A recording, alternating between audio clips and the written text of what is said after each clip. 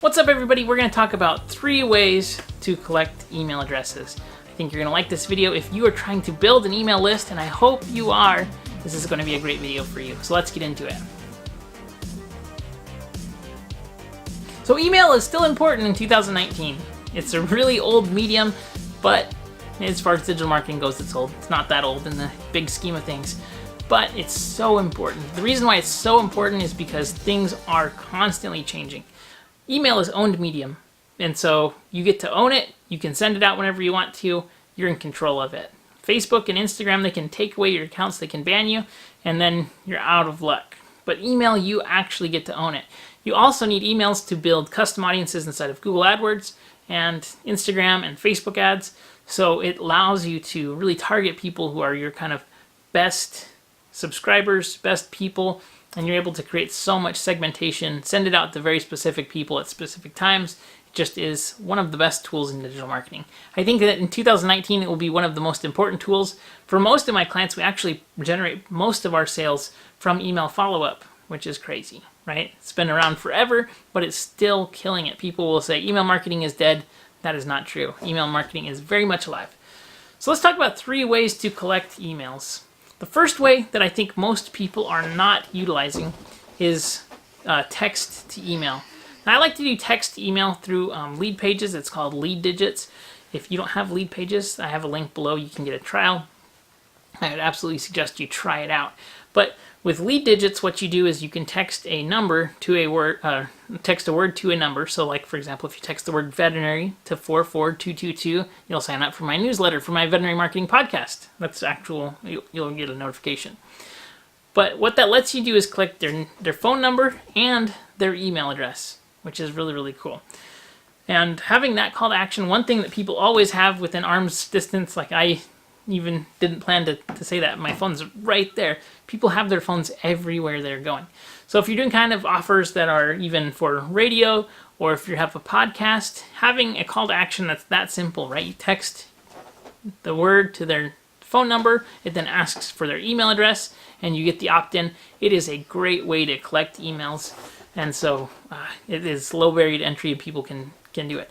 One thing that I would suggest, if possible, with Lead Digits to help you get more opt-ins is make it one word. So a lot of times when you're texting the word, like I put veterinary as mine, which is a great one, if I do say so myself, but a lot of times they'll put like 2 words, like old dog, or like clean car, or like if it's 2 words, it's going to try to autocorrect and separate, and then it won't end up working. So if you can do 1 word, that's the best. Make sure it's an easy word that's not hard to spell. Also make sure that you don't have any weird spellings. Like if you said like cars for kids, and both the car and the kids had K's, people aren't going to get that right. So it needs to be very, very simple, and just make it easy on them.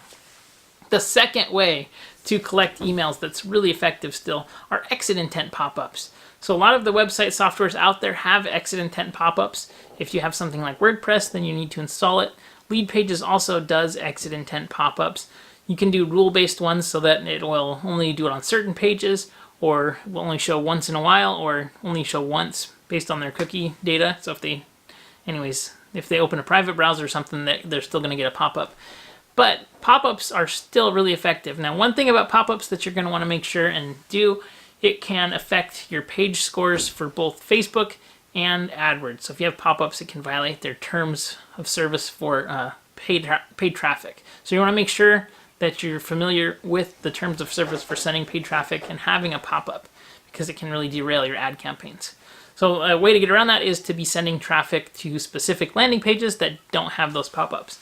But on your home page, especially with exit intent, it's good to just kind of try and capture one last chance. If they're going to leave anyways, but you can maybe convince them to stay or sign up for your newsletter, it really helps to convert that traffic that you were not going to be able to keep. So exit intent pop-ups are really good, and they're really important.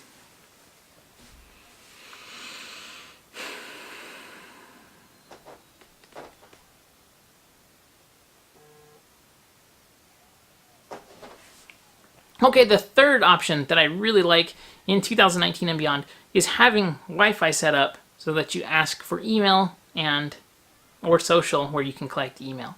If you run a business that's local and brick and mortar, where you actually have people coming in the door, there's nothing more important than, well, obviously giving good service and having, but in digital marketing strategy, it's so important that you're collecting these people's contact data because they are actual customers coming into your store. They know, like, and trust you. These are the best people to market to.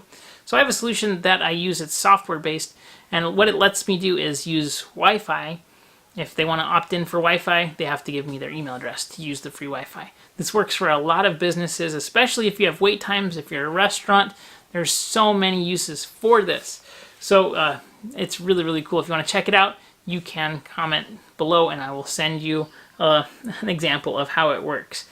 But I think that if you don't have the Wi-Fi ability there, having people that come into your business, it's important that you actually collect it. So maybe having an iPad with an opt-in form or a physical sign-up form.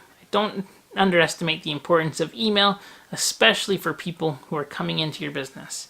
I like to set up systems so that employees don't be the point of breakage for that. So if you can, if possible, if you can collect their contact data when they're in the store, make sure that you're doing that and make sure it's actually going into your email marketing software. So those are the 3 tips. I hope that you like them. I hope that you're building your email list. If you're not, good Lord, please start. It's important. It's time.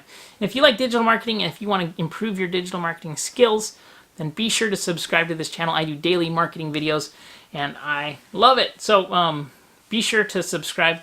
If you have any questions, comments, need help with anything, please be sure to give me a comment below. I'm always happy to help. Have a great day and I'll see you on the next video.